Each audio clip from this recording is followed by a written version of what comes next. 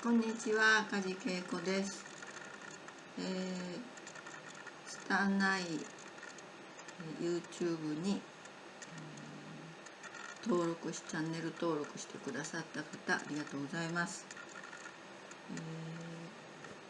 今日はちょっと友達がですね、相談を受けた話で、その相談についてちょっと話してみたいなと思ったんですね。それで今日のテーマは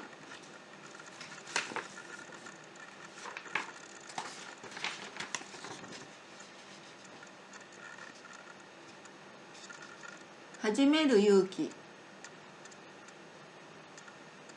初めて何か始める時って怖いと思うんですけど、始める勇気について考えてみたいと思います。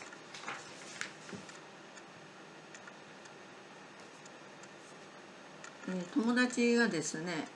友達の友達ですけど、友達に、相談というか話された方がいて、これからどう生きていくのがいいかなって悩んでるっていう話を聞いたんですね。その話をまた聞きですけど、そう言って悩んでる人がいるっていう友達から私が聞いたんで、その方はですね、悩みって言っても聞いたところによるとですけど、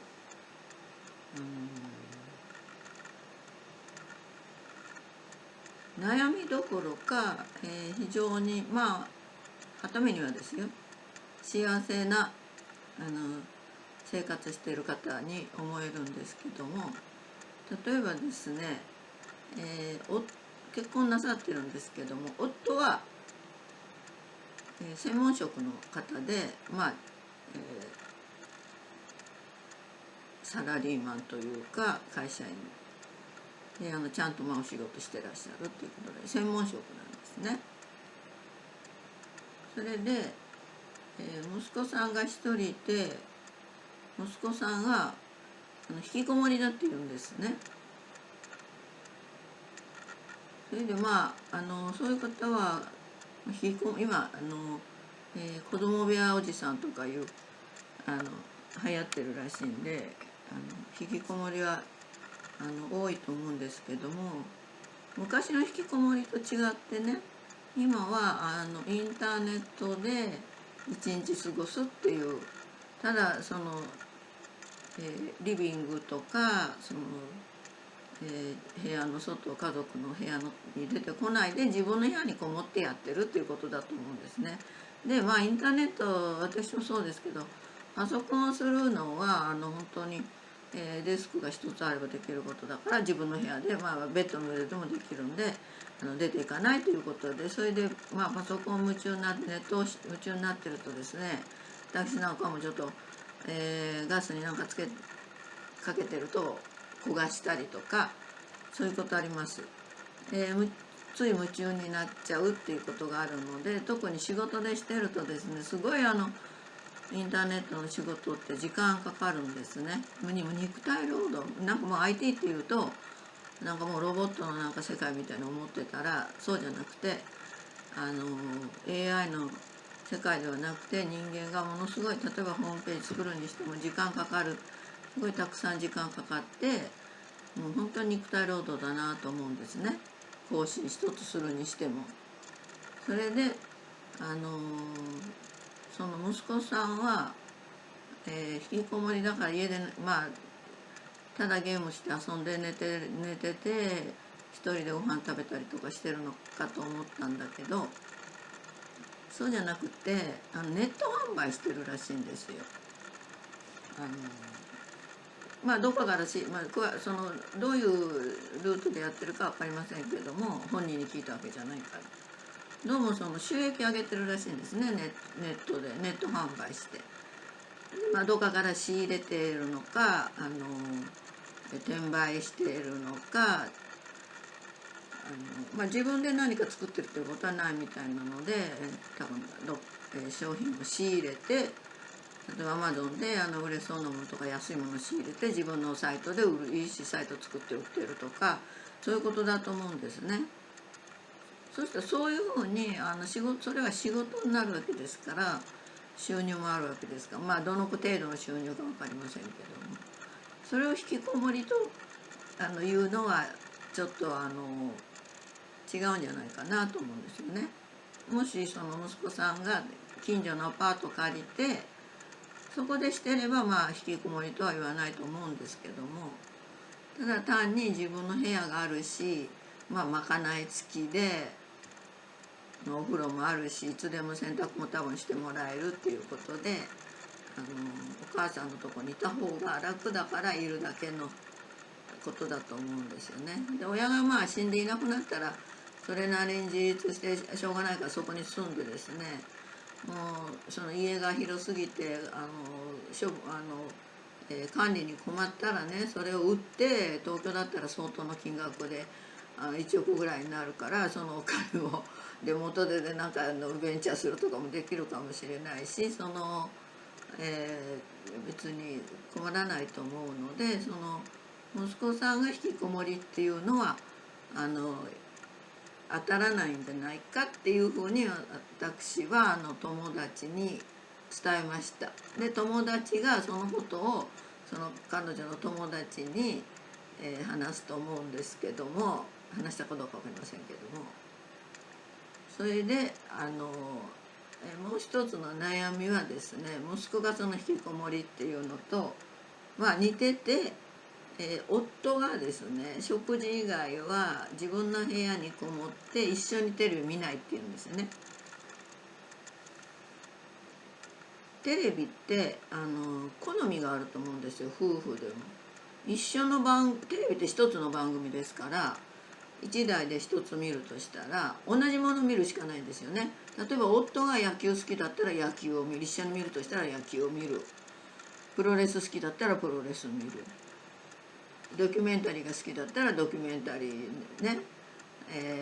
今だったらこの最近は NHK ドキュメンタリーいろいろやってましたけども、中国の、こととかですね、海戦の太平洋戦争の海戦のこととかやってましたけど、そういうのを見るってことになるでしょ。そうすると妻の方がドラマ見たいってしたら、今度夫はドラマを見なきゃいけなくなるんですよ。ドラマも大河が好きなのか朝ドラが好きなのか、ちょっと私あんまり詳しくないんですけど、他のどっかの局のドラマがいいのか時代劇がいいのか、人によって違う。夫婦だからね同じってわけじゃないと思うんですね。でまあ一緒に見るために違うドラマが好きだけども一緒にいたいために一緒に見るっていうことはあると思うんですよね。楽しくしたいので2人で一緒に過ごすっていうこと。だから多分その友達の友達は多分その一緒に過ごしたいんじゃないかなと思うんですね。だけど夫は自分の部屋に行ってしまうんです、食事終わったら。でそこに不満があるわけですね。それでこのまま、一生というかこのまんまそういう夫と引きこもりの子供と一緒に暮らしてこのまま自分はどうしたらいいかみたいな悩みがあるんですって。それで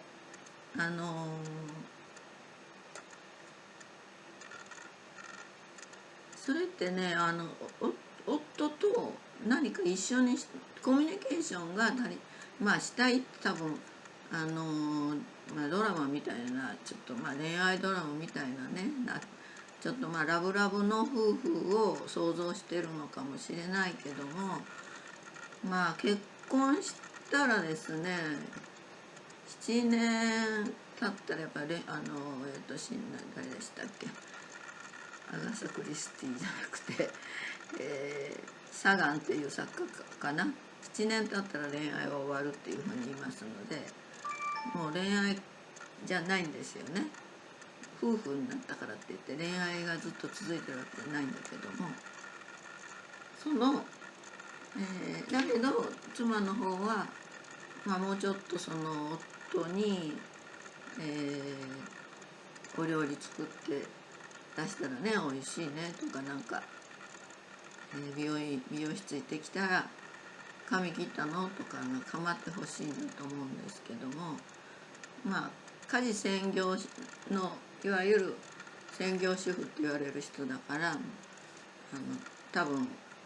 お料理にしても家もねきれいにお掃除してやってるんだと思うんですけども、全ての夫がそういうのを望んでるとは限らないんですよね。それと夫は妻に不満があってテレビ一緒に見ないということでとは限らないし、部屋にこもってるからといってその息子と同じように引きこもって嫌だからこもってるんじゃなくて、専門職ですから勉強もあると思うんですね、仕事も。私も仕事してたから分かるんですけども、その会社行けばね仕事が終わるってことではなくて、会社の仕事にしてもですね、特に専門職の人だったらもいろいろあると思うんですね。それと、そういう年代中年以降になってくると責任あるポジションに就くといろいろ仕事もあると思うので、家でね準備したり考えたりアイデアを出したりですね、その仕事に集中することってあると思うんですね。で妻とニコニコ一緒にテレビ見たいって言われてもね、そんな時間ないと思うんですよ。もう余裕もないし、精神的にも多分仕事のことあったら。でそこでその妻の考えと夫の感覚っていうのが違ってて、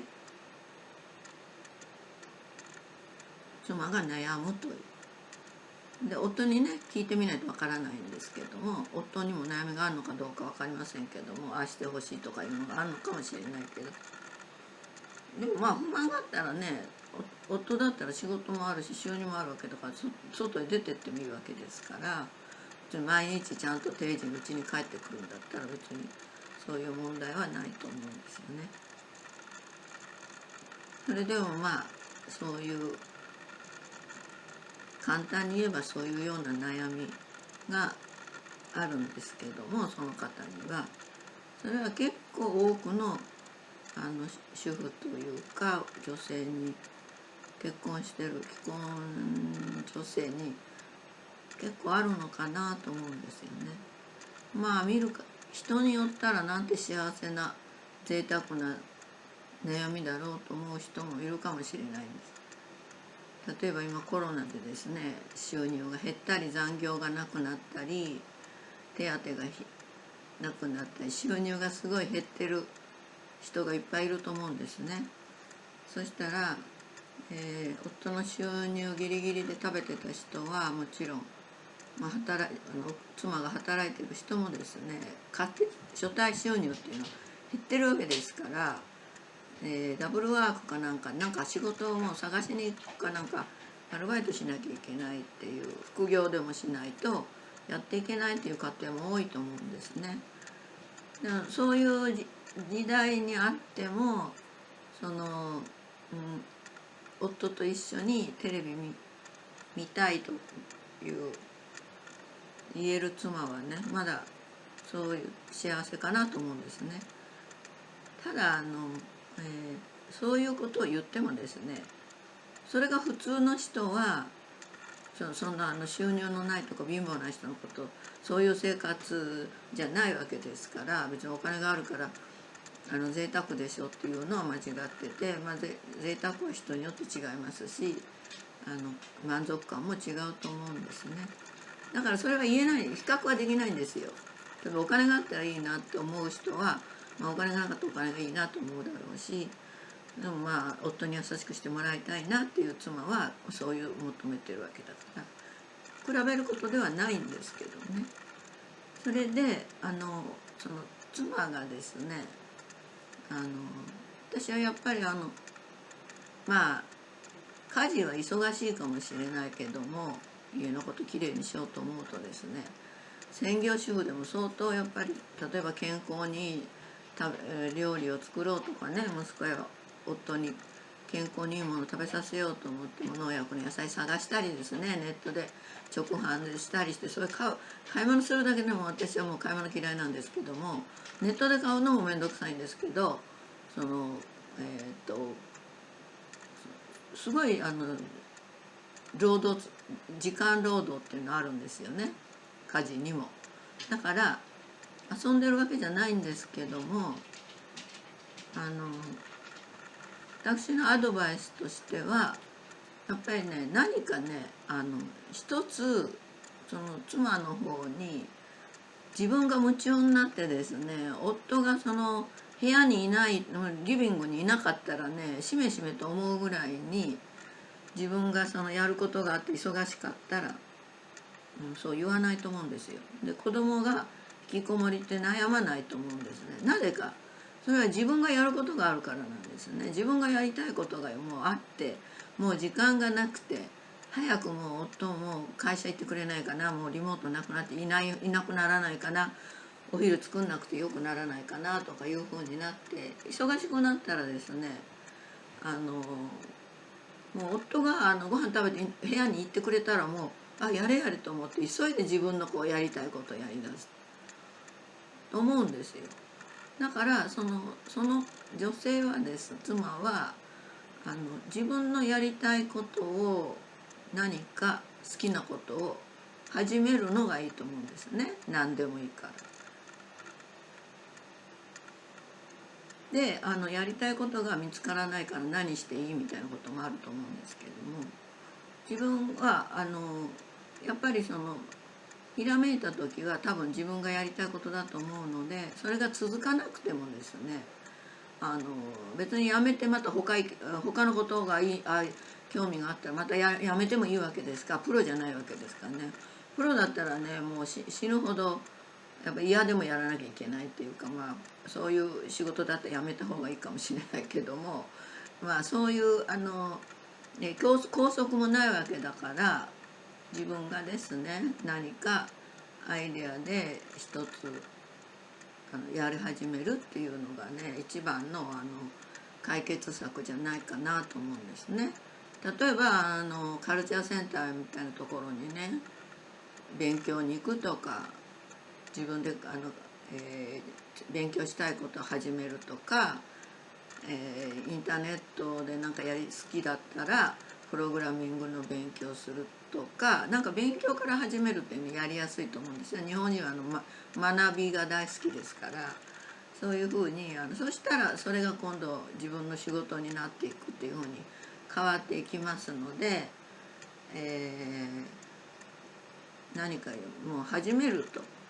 その子供、そんなね大人になってるね子供の心配したりね、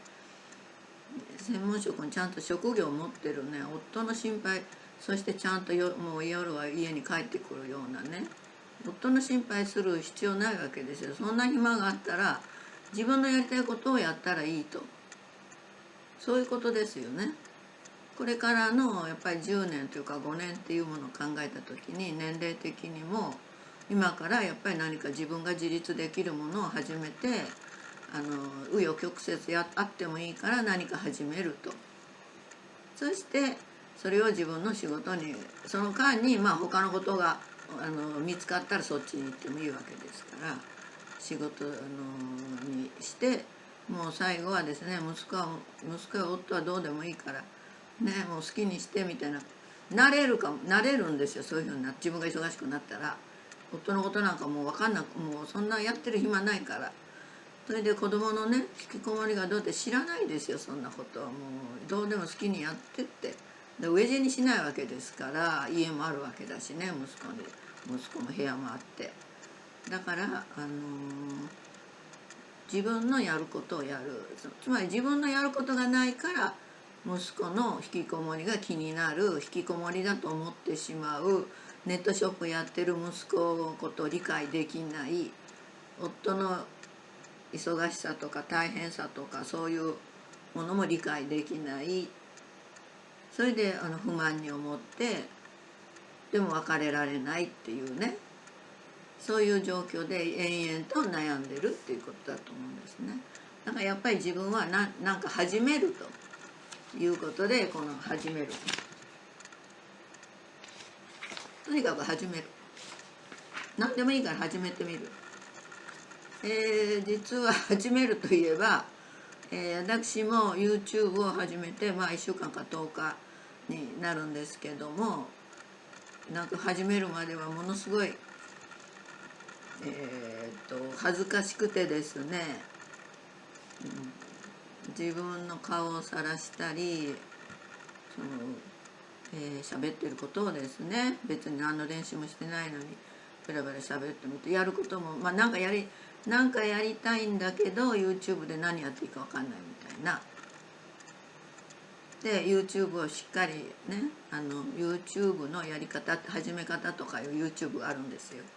でそういうのを見て勉強して3ヶ月とか1年とか準備してですね、きちっとして YouTube を始めればいいんですけども、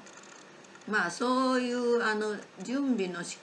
をきちっとするっていうような仕事の上ではとても大事で、成功はそういう準備にあると思うんですけども、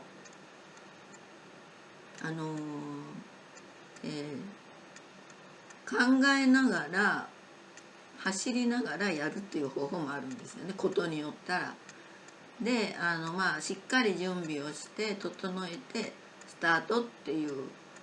ね、それはテレビ局のね番組とかね、それはもう絶対そういうじゃないと、やりながらなんていうようなことでは始まらないんで、企画があったら相当な準備してやると思うんですけども、YouTube は別に YouTube をバカにしてるわけじゃないですけど、個人のチャンネルですし、YouTube でもね、収益目的に会社にして、友達なりこう呼んできてですね、一緒にやってみるとか、そういう一つの企業っていうベンチャーじゃないけど、そういうふうに立ち上げる事業としてやる場合はまた別ですけども、授業でもねYouTube だから別に失敗したからってね罰金来るわけじゃないですから、やってみるっていうのもいいと思うんですね。なんかやっぱり私は友達にすごい話も上手でですね、いつも普段から、文章もブログ書いてるのもすごい上手だし、ビジネスしてる方がいるんで、その人に YouTube やりな YouTube やるなって言ってたんです。今も言ってるんですけど、会うたびに YouTube やれやれって言ってたんですね。それで自分はじゃあ YouTube やってるかっていうとやってないんで、それはちょっとまずいだろうと思って、人に言うんだったら自分がやったらどうかと思って、もうある日ですね、もう意を決してグダグダしゃべりみたいのをとにかく30分ぐらいしゃべるっていうだけの YouTube を第1回アップしたんですね。それでこれまで何本か、YouTube って言っていいのか分かりませんけど、 YouTube が起こるかもしれないんだけど動画をアップしました。でショート動画もしましたけども、これからどうなっていくか分からないんだけども、とにかくやってみるといろいろメリットがですね、これは個人的な自分に対するメリットがねあったんですね。まずね、メリットとしては、今リモートが多くてですね、仕事でもずっと出ないでリモートで会議がウェブ会議があったり、商談がリモートであってZoom で商談があったりとかって言っても全部パソコン通じてやるんですね。だからそれで直接人に会うっていうことは非常に少なくなったんですね。それでも用事があったら出かけるっていうのはもちろんあるんですけど、そうするとウェブ会議だって1時間とか2時間とか3時間とかあったとしたら3時間だけですよね。で例えば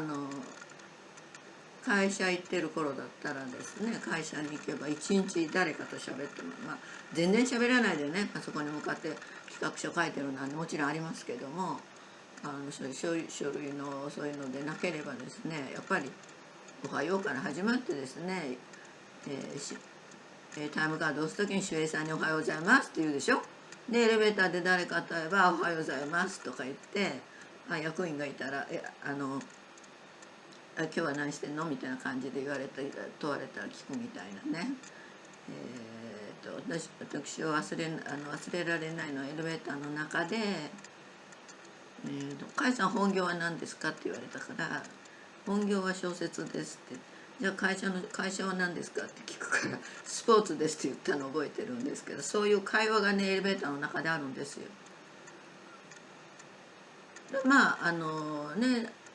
私は9階にいるのが多かったんですけども、そこに行ってもですねやっぱり仲間と話するとか、今そういうのないでしょ。そうするとやっぱりうちにいるとですね喋らなくなるから言葉数が減るんですよね。それでその YouTube ってこうして喋ってるからやっぱり話すということのあの自分に対するメリットっていうのがあるんですね。それからですねもう一つはですね、家にいるとメイクしなくなるんですよね。出かけるにしても今メイクって口紅つけないっていう人が多いらしいんですけど、マスクするから。それで外散歩に行く時に日焼けするから日焼け止めとかはつけたりするけどもノーメイクっていうことが多くなるんだけど、 YouTube をですね毎日というかやってると、どうしたってすっぴんで出す顔ではないのでちょっとぐらいはマシにしようかなと思ってメイクするようになりますので、メイクの習慣がつくということで、メイクも話もリハビリになりますので身体的にね、だからすごくいいことなんですね。そういうわけでYouTube を始めるのは自分のためにメリットがあるなと思いました。それでもう一つはですねこれは私が小説書いたり評論っていうか書評書いたりしたりして書いて伝えるっていうことを長くやってきたんですけども、YouTube でですねもしお一人でも聞いてくださる方がいればですね伝えるということもできるんですよね。私は20年から30年先生に教わったことの受け売りなんですけど、偉い先生たちとにいろいろ知り合って親しくなって教えていただいたことがいっぱいあったり、それから本もよくそういうわけで読書量も結構多いのでそういうことの受け売りということで、言葉で何か伝えることができたらいいなと思って始めてるんですね。だから残るということでやっぱりYouTube の良さっていうのを今感じてます。それでさっきの始めるですけども、始める勇気とても勇気いるんですね。始めるのにさっきお話ししたみたいに何か始めるっていうことはすごい初めてっていうことなんです。言葉で言えば始めるはこっちの開始の詩ですけど、初めては初なんですね、字が。これ間違えない。初めてのことは初。始まるとか始めるは詩、開始の詩ですね。そして今日ですねパラリンピックの方が出ててちょっとすごいなと思って、オリンピックの時もすごいなと思ったんですけどアスリートの方っていうのはすごくいい言葉をおっしゃいますよね。やっぱり実際に生きたその証というか、この方生きた証を残したいとおっしゃったんですけども、生きた証を残したいってね、残るかどうか YouTube 分かりませんけども、でも本を出すとか、絵を描いて残すとかその残すものっていうのは言葉にもあると思うんですね。どなたか一人に伝えることができれば、その方を通じて私が先生たちにいろいろ教わったことに私に伝わったみたいにですね、親の、言葉っていうか親の生き方みたいのがね伝わって残ってるみたいなね、そういうことがあるので、伝わる何かちょっとした一つねことあるんじゃないかなと思ったんですよ。私の同僚とよくですね、仕事の後ちょっと暇の時は、居酒屋に帰りに行くなんて言ってよく言ってた人がいるんですけど、その人がですね時々ね面白いこと言うんですよね。甲斐さんは私に昔というか前こう言ったっていうことがよくあったんですよ。私が飲みながらなんか「いやこれはこうだよねああだよね」って言った言葉を覚えててですね、覚えててっていうか思い出してね、私に「でもこういうふうに言ったよ」とかって言うんですよね。でそれすごい参考になったとかって言われて、ああそんな人に伝わるってそういうことなんだなと思って、それはやっぱり私が文学をやってて、その先生についてて、先生からいろいろ肉声から書籍からですね、そういうことでいろいろ習ったことがついやっぱり日常生活の中で出て、飲んでても居酒屋で飲んでても飲みながらそういう言葉が出てくるあのことがあるんだろうなと思ったんですね。それでやっぱり伝わるんだなと思います。でやっぱり今日は始めるとなんか何でもいいから始めた方がいいよっていうことで、始めることはすごくYouTube 始めるのも怖いんですけども、誰でも。でも初めて見たら案ずるより産むがやすしっていう言葉ありますからね、と思います。始めて大丈夫じゃないかなと。最初は誰も見てないですから YouTube それやったとしても、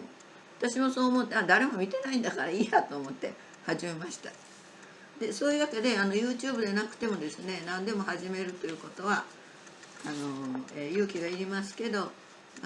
生きる上でですねいいことではないかなと思います。ただですね、逆の言葉があって、逆っていうか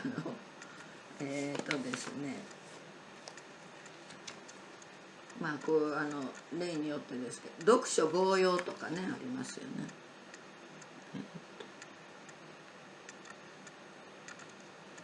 本を読んでて羊飼いというか羊を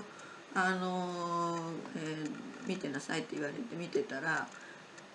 羊が逃げちゃったっていう話なんですけど、つまり本を面白い本があったんで読みふけてたら羊が逃げたって言って、一つのことをちゃんとやらないで他に気がいってたらそういうふうに取り逃がしますよっていう教訓もあるんですね。ただだからといって何もしないと今度こういう「つれづれ草」って私の大好きな本なんですけど、つれづれ草にですね、これ何章かっていうのを探したんですけど見つからなかったんですよ。ただ言葉で覚えてるんだけど、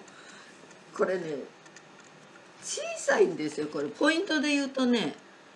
9ポイントないんじゃないですかね、昔の本だから。